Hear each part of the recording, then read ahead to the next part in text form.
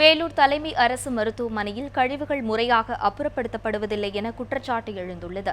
இதனால் துர்நாற்றம் மற்றும் நோய் தொற்று அபாயம் ஏற்பட்டுள்ளதாக அப்பகுதி மக்கள் தெரிவிக்கின்றனர். வேலூர் மாவட்ட தலைமை அரசு மருத்துவமனை அடுக்கம்பாறையில் செயல்பட்டு வருகிறது.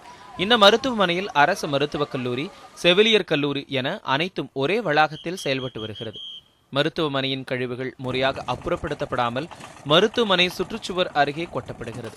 விபத்து, பிரசவம் போன்ற நேரங்களில் வரும் ரத்தம் தோய்ந்த துணிகள், நோயாளிகளுக்கு பயன்படுத்திய ஊசி, பழுப்புகள், ஆபரேஷன் கத்திகள் என மருத்துவ கழிவுகள் என அனைத்தும் இங்கு கொட்டப்படுகின்றன. இந்த குழந்தை பிறகுற அந்த கவுச்சி, அந்த ரத்தம் அதெல்லாம் கொண்டாந்து கொட்டுறாங்க. குழந்தை பிறந்து இறந்து போகிறது மொத்தம் இங்கே கொண்டாந்து கொட்டுறாங்க. ரொம்ப கஷ்டமாக இருக்குது. வீட்டில் தூங்க முடியல.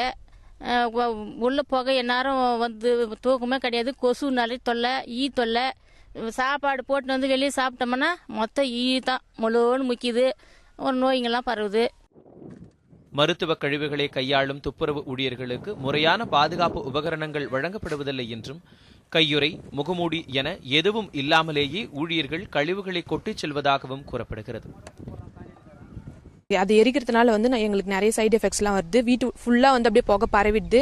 அதனால வந்து குழந்தைங்களுக்குலாம் நிறைய ஆபத்துகளை ஏற்படுது. அந்த சைடே நாங்கள் வந்து காலேஜஸ், ஸ்கூலுக்கு எல்லாத்துக்கும் போகிறதுனால எங்களுக்கும் ரொம்ப கஷ்டமாக இருக்குது. இதுகுறித்து மருத்துவமனை நிர்வாகம் உட்பட அதிகாரிகளிடம் புகார் அளித்தும் நடவடிக்கை எடுக்கப்படவில்லை என்றும், அரசு இதில் தலையிட்டு பிரச்சினைக்கு நிரந்தர தீர்வு காண வேண்டும் என்றும் இப்பகுதி மக்கள் கோரிக்கை விடுத்துள்ளனர்.